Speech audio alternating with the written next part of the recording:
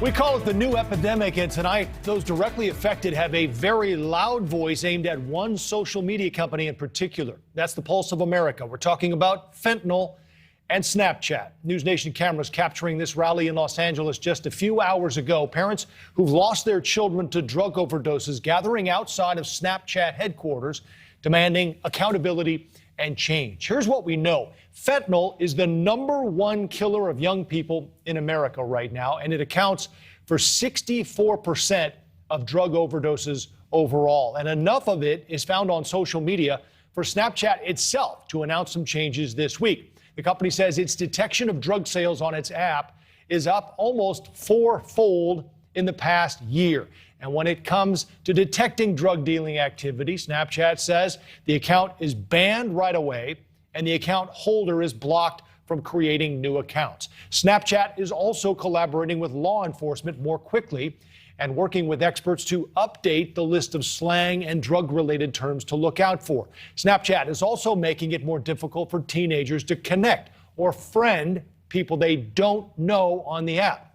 But the people who gathered there today for this rally say that's not enough. It's a scary situation for parents and uncharted territory for a lot of them, trying to navigate the waters of keeping their teens safe and trusting them while at the same time respecting their privacy. Joining me now, a mother who lost her 14-year-old son to a fentanyl overdose just last year and was part of this rally we just mentioned. Amy Neville has been kind enough to pull over and join us. Amy, let me ask you first, do you blame Snapchat, at least in part, for Alexander's death? Snapchat is definitely one of the many components that contributed to Alexander's death. Absolutely. How so? I mean, I had to ask today how this happens on Snapchat. I'm older. Our kids are older. I would not want to have a 14-year-old dealing with us all right now, but how easy is it for them?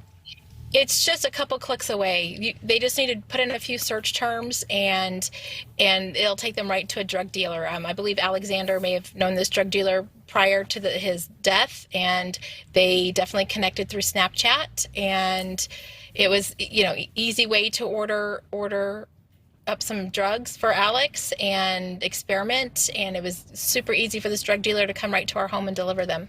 How did you find out about the Snapchat connection to this, Amy? Because from the research I've done, the other tragic part of this is that Alexander had come to you and told you he needed help. Yep. He came to us the night of June 21st of 2020 and said, we knew something was wrong. The kid had been acting funny all week. Kind of looks like intense puberty, but and I was trying to take him to the doctor, and he wouldn't agree to it. And then the 21st, he's like, I need to talk to you guys. Long story short, he poured his heart out to us, told us he had been experimenting with these pills. He only wanted to see what they felt like. He looked how much to take for his size to not get addicted. And part of that conversation was that he got those through social media, and he got them specifically through Snapchat. And the other tragic part of this, obviously, he thought he was taking oxycodone and had no idea fentanyl was in it. Right. He thought he was taking oxycodone, and we called for help that next day to get him into a treatment facility. And unfortunately, that night he took a pill that took his life. Right. Okay. So tell us more about the rally today, Amy, and what you're hoping, because Snapchat is saying they are trying to make changes here. Are they not doing enough? Well, they are definitely not doing enough. One of those changes they mentioned is making it harder for adults to get to your youth. So they have to have so many friends in common before they can get to your youth. Well, what's the first thing we know about predators or criminals is that they're liars.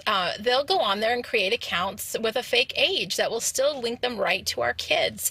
Another thing they mentioned was down the road, they're going to have parental monitoring where you can see who your kid is talking to, but you can't actually see the exchanges between them. What 13-year-old kid needs that level of privacy from their parents is beyond me. What have you learned through this, Amy, that you want parents who are watching this to know? I learned that Snapchat is not the playground we thought it was. There's all this promotion around sex trafficking and bullying, which are very important, and we need to keep the pulse on. But this drug dealing side really caught us off guard. We thought we were parents that were in the know and on top of things and obviously very open with our child, and it still wasn't enough. Well, we are so sorry to hear about your loss and Alexander's death and what so many parents are dealing with right now and what you're trying to do to keep his name alive and to try to make effective changes. We appreciate you again pulling over and talking with us and sharing your story. Thank you very much. All right, take care. We're going to get more on this now from a father and Social Flow CEO, Jim Anderson. Jim, it's good to see you as always. I guess when I hear a mother say things like this and that the changes aren't enough, it makes me wonder, to her point, is there a way? It seems like there always is, for the people who are doing this to find a hack or to find a way around it. Yeah, Joe, I think you're right. I mean, that's a heart-wrenching story. I just can't tell you the thoughts. You know, I have children, teenage children. You've met my daughter. And it's never enough. Of course, anytime anything like this happens, as a parent, it's not enough. And we should demand more from our tech platforms. But the reality is we've been fighting the war on drugs since, what, the early 1970s? I mean, long before Snapchat, long before the internet. And the problem is these drug dealers, these predators are very creative and very ingenious. And they will take whatever tools we have and go find them. So I encourage Snapchat to continue to try to make progress, but of course it's not enough. To Amy's point as well, Jim, I'm wondering about what they have done to try to make it harder for people to friend young people they don't know. That's the key here, right? Isn't the idea from Snapchat to try to have at least a certain number of mutual friends before someone's allowed into their conversation? Yeah, that is a good. I think that's a nice step, and we should praise them for taking an incremental step. And you know, there's a saying out there: the perfect should not be the enemy of the good. And there's no doubt this is not perfect. It will never be perfect. I think the thing we should focus on, though, is asking these tech platforms to move fast and move faster when they identify these problems. You know, one of the things that makes them so successful is their ability to innovate and iterate very rapidly to adjust to changing consumer demand. Well, if they could take that power and turn it loose on things like this, as drug dealers or other, exploitive, things happen on their platform, they should move faster. And I was really encouraged to hear you quoting those statistics that talk about the increase of referrals to law enforcement, their reduction in time to cooperate with law enforcement. All of those things, I think we should continue to demand more. What can parents do, Jim, to ensure that they not only know who their kids are talking to, but what they're saying? Yeah, I ask myself that same question. I'm not sure there's anything you can do to ensure that. I think like the advice that we all have taken and probably given is talk to your children. And it sounds like Amy was doing that with her child. And, how much is enough, and how much do you try to get into their privacy? It's a really challenging problem, because anybody who's ever had teenagers like you has known. I mean, you're always trying to walk the line between respecting their privacy and helping them, be responsible adults or emerging adults, and also making sure you're not giving them too much latitude to get into trouble that unfortunately is not just trouble, it could be fatal. Right. I mean, we're showing the picture now of the amount of fentanyl it takes to kill, and it's just frightening. I saw a quote today that stood out to me. Every drug someone tries now, today, is a game of Russian roulette. You never know what's in it. And it's great to shine a light on this. And Jim Anderson, you're always great to pass along what folks need to know, especially when it comes to online concerns. Jim, it's good to see you. Enjoy the weekend. You too. Let's bring in now our friend, former federal and state prosecutor Pat Brady. Pat, one of the problems with this, you and I talked about today, is that people don't really, and I at times am not sure how this fentanyl thing works, because you know that just that tiny amount can kill you, yet it's prescribed and it's killing people, by the tens of thousands. Yeah, unfortunately, I had an experience with my wife passed away from cancer several years ago, and the last drug she had in her last days was fentanyl. And it's 50 times to 100 times more powerful than morphine. And that is a brain-scrambling drug. So like you say, it just takes this much to kill someone, and that's probably what makes it so difficult to prosecute and investigate and stop these folks. How do we prosecute it now? Is it the same as other drugs? Is it tied to a particular amount you have? Does that amount change depending on the drug? I think that the laws that are existing are sufficient. I know there's a political debate that the Republicans, everybody needs to get the death penalty on fentanyl. There needs to be mandatory life sentences. Well, we tried that in the 90s with the crime bill. A lot of the crime bill I liked back then, but there were people going to the penitentiary that shouldn't, that were low-level users. But with this, I think we got to concentrate on the manufacturers, these people outside. It's a national security issue to me. If these outside entities are injecting this lethal drug into our system and our kids are dying, then I think the federal government needs to be involved. Maybe it's time for some kind of military options. Well, we do have history with this, Pat, and it's particularly we're talking about mandatory sentencing. The Republicans are in Congress trying to pass a bill that would require a death penalty, or not a death penalty, but a life sentence, mandatory life for fentanyl pushers.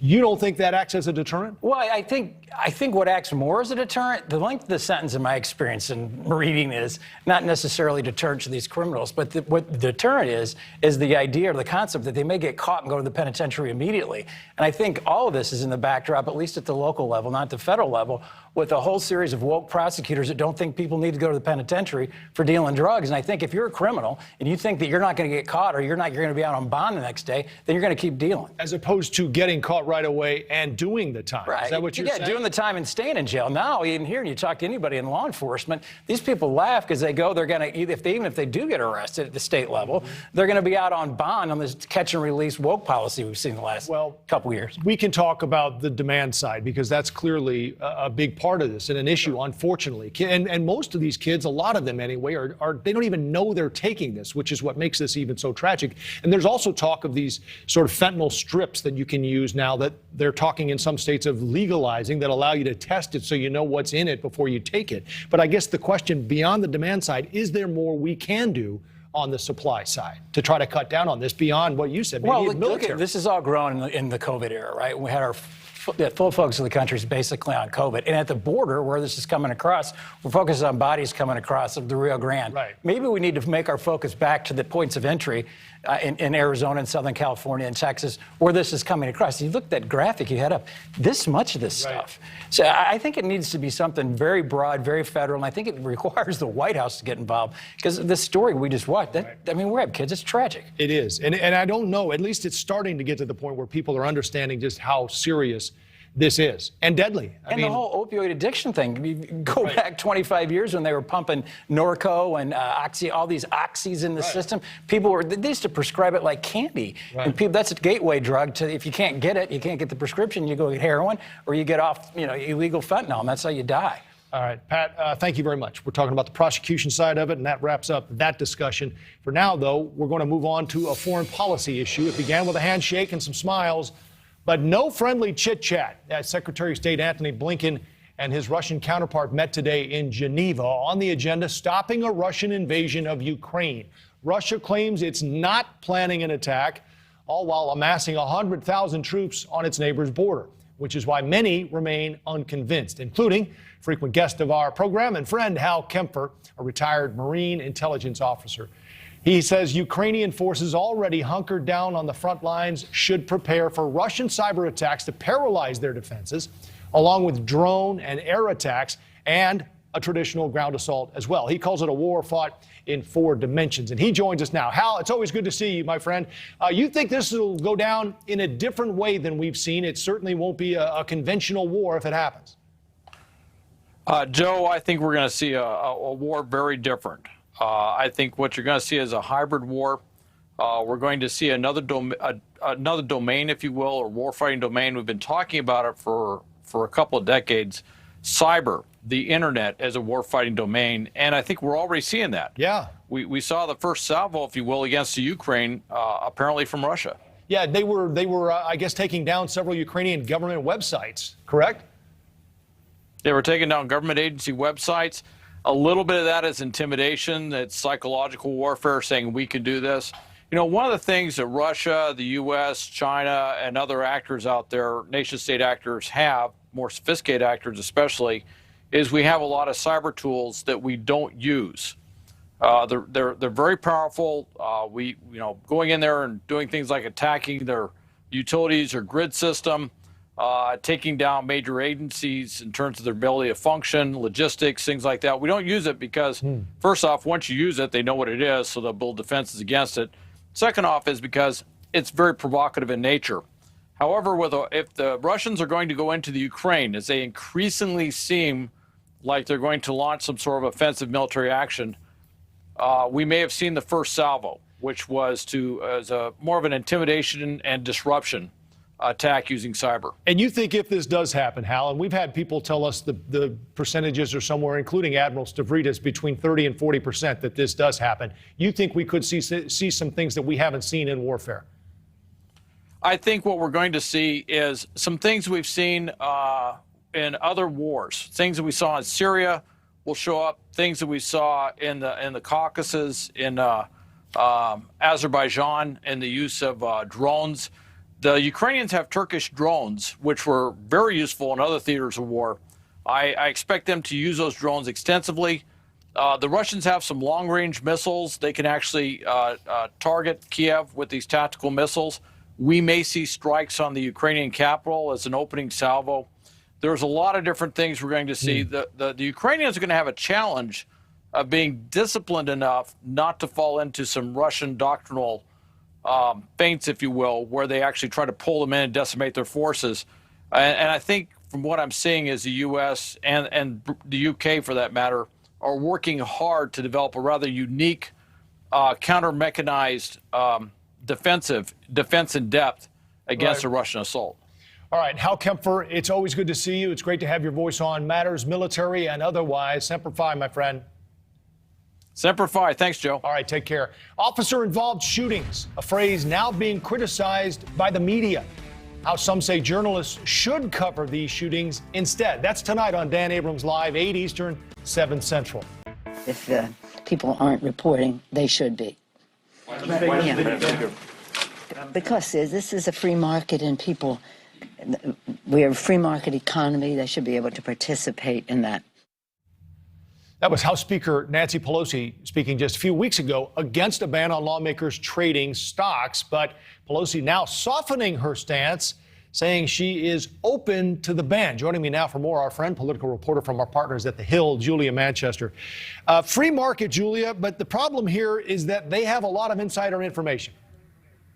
Absolutely, Joe. And we've actually seen that the coronavirus pandemic has exposed a lot of these, how this insider information really meshes with this stock trading. You know, a number of lawmakers in 2020 appeared to have profited off of insider information after they received classified briefings and then decided to liquidate stock investments and so on and so forth. So it's definitely an issue that I think is bipartisan, one of those rare issues that are bipartisan in the U.S. The majority of Americans are in favor of a ban on stock trading from members of Congress, but you also see this getting support on both sides of the aisle, particularly the far left and the far right. Congresswoman Alexandria Ocasio-Cortez, a progressive congresswoman, and Congressman Chip Roy, a conservative congressman from Texas. So it's interesting to see how this has really brought both of the sides of the aisle together. So where do you think it goes, Julia? I mean, it is interesting that Nancy Pelosi would say she was against this and now say she was open to it. But I mean, overall, she says, I'm okay with it. We don't need it, though. I trust everyone, essentially.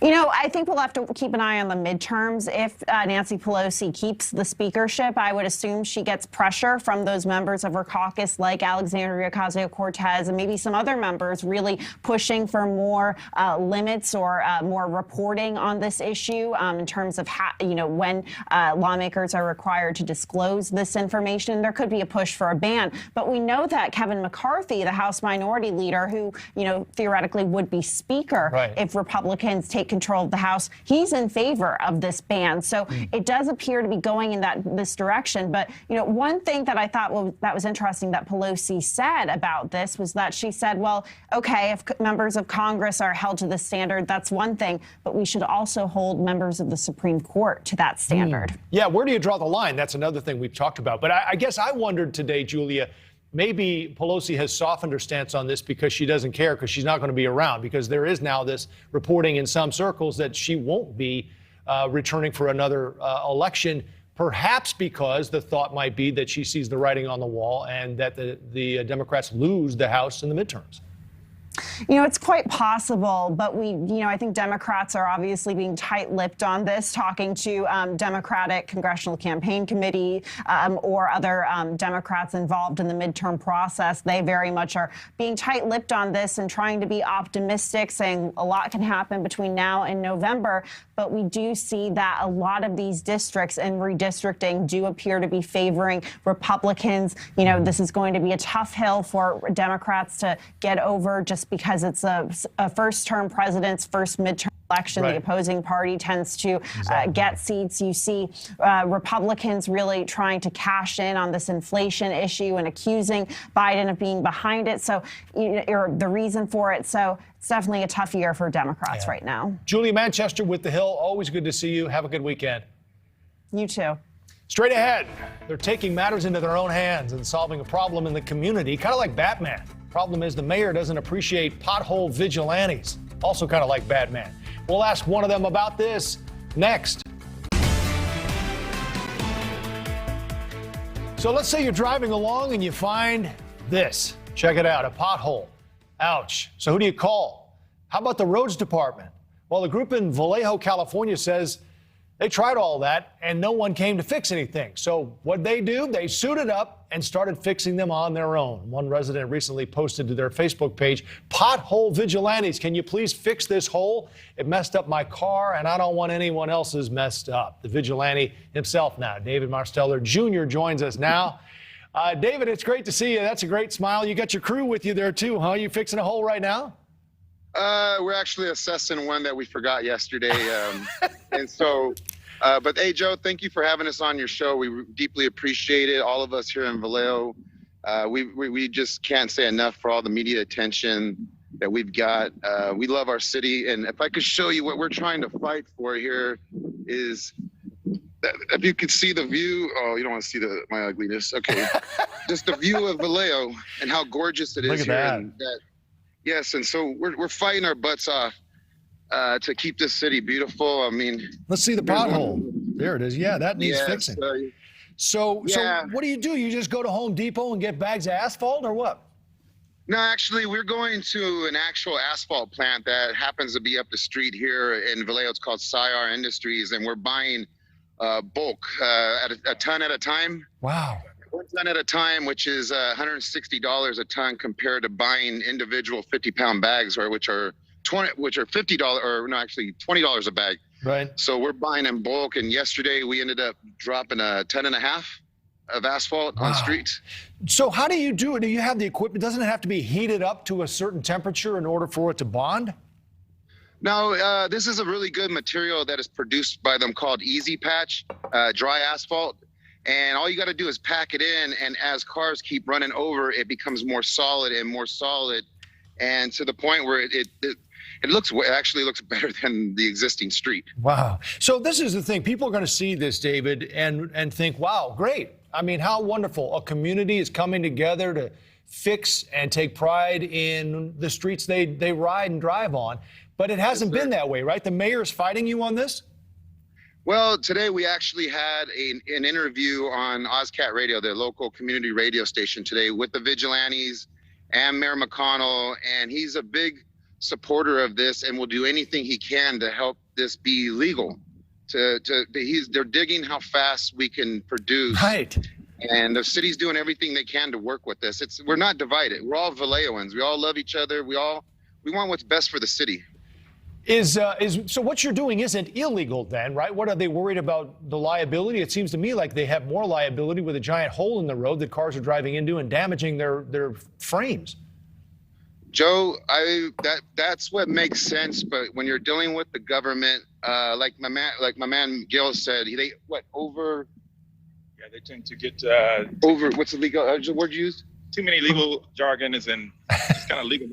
And, too much legal stuff. Too many rules and regulations. Right. Yeah, and you guys, you've done even more with this too, though, David, right? I mean, haven't you now expanded to where you're picking up trash at homeless encampments around Vallejo? Actually, we have really great Facebook platforms out here, and one of the gentlemen that runs one of the platforms called Vallejo Community, who is a big inspiration to all this encourager, he now has started a GoFundMe, which is now targeting the trash, and we are a part of it, and we are also going after the abandoned cars. Wow. And so, but the trash, we have realized it's a lot bigger task because of the biohazards that go along with it, and so that's good. Potholes is nothing compared to the trash. I mean, I could show you right here is a great street to show you, look, kind of what we're dealing with is illegal dumping. Yeah. It's not just homeless dumping, but you see, look at how beautiful it is here, and people decide to disrespect, where they live and just dump trash. So we're doing everything we can to straighten up, clean up our city, fix it up. Right. And then we could build on it. So, but yeah, we are part of a group that is trying to clean up the trash, and an overall group that's just trying to clean up Vallejo. Yeah. And you guys, I'm assuming you all have day jobs, right? Yeah, we do. So, All right. but my man here, Gil, he's a biotech scientist out Is here. that right? Out here fixing potholes. I love it, man. This is what community pride is all about. David, it's great to have some time with you today. Give my best to your man Gil back there as well, and keep on keeping on. Take care. Enjoy the weekend, guys. Joe, thank you. We love you, man. Thanks a lot. All right, peace. On Balance with Leland Vitter starts at the top of the hour. How great is that? Tough act to follow. Right? Well, you have to. And the beard, I don't know. I mean, that's even harder. That was a righteous beard, no doubt. Coming up, you're not going to believe this, but there is a doctor who says he has figured out how to solve cocaine addiction. And that is by giving you a cocaine pen. You know how they have e-cigarettes? Yeah. Think a cocaine pen, like an e-pen for So you continue cocaine. to like wane yourself off of it? Is that the idea? That's the theory. Although there's some slight issues with his logic that we're going to get into, but the doctor is actually going to join us to explain why a cocaine pen is the answer to everything. Interesting. All right. And then there's some guys shoveling snow, but I don't know why that happened. That's actually coming up next, I think, Leland. We'll see right. at the top of the hour. It's our snapshot, a high school football coach's lesson for his players. And it does have to do with shoveling snow. And we'll have that for you next. On the way out, though, to break, our viewers out there, we want to thank you for making NewsNation the fastest growing cable news network in the country. Appreciate you watching. Back with more after this.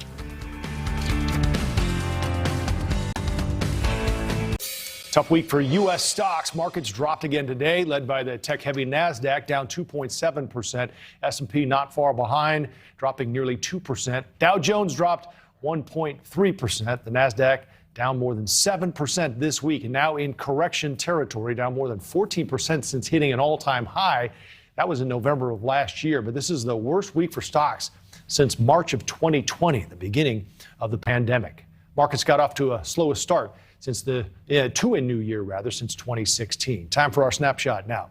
After football practice was canceled for the Bethel Park High School football team after a snowstorm, the head coach, Brian DeLallo, taught his players an important lesson. The coach told his players in a tweet to find an elderly or disabled neighbor and go shovel their driveway.